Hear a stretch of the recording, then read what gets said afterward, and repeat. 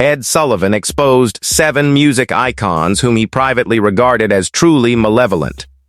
The Ed Sullivan Show delivered to American living rooms the finest musical talents of an era. Every Sunday evening, families assembled around their televisions to enjoy the lineup of performers Sullivan had personally chosen to amuse the country.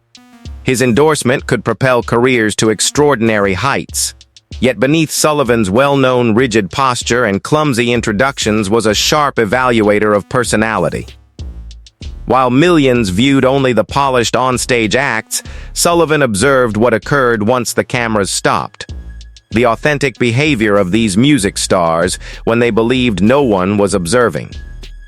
Ed operated a family-oriented program, stated a longtime producer who collaborated closely with Sullivan. He possessed an almost obsessive need to safeguard his viewers from anything he deemed improper or damaging. This went beyond editing lyrics or choreography. It concerned the integrity of the artists themselves.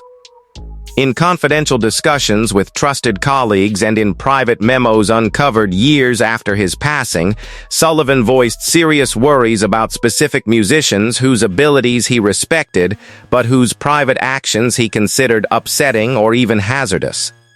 These were not merely stars with poor attitudes or difficult demands. These were individuals Sullivan grew to suspect concealed real malevolence behind their public images. Tonight, we disclose the 7 music legends Sullivan secretly labeled as genuinely evil. Gifted creators whose musical achievements are indisputable, yet whose private behavior spanned from disturbing to illegal, from manipulative to brutal. These are not simply stories of rock and roll indulgence, but alarming patterns that Sullivan detected early and attempted, in his own manner, to protect his audience from. We start with arguably the most startling example, a pioneer of rock and roll whose brilliance was equaled only by the outrage that briefly ruined his career and the troubling claims that shadowed him for decades. The keyboard virtuoso who wed his 13-year-old cousin. When Sullivan learned the facts about Jerry Lee Lewis, he did not merely drop his upcoming booking, he barred him permanently. And that was prior to the suspicious deaths that followed. From Faraday, Louisiana, Jerry Lee Lewis. Number 1, Jerry Lee Lewis, the killer's deepest shadow.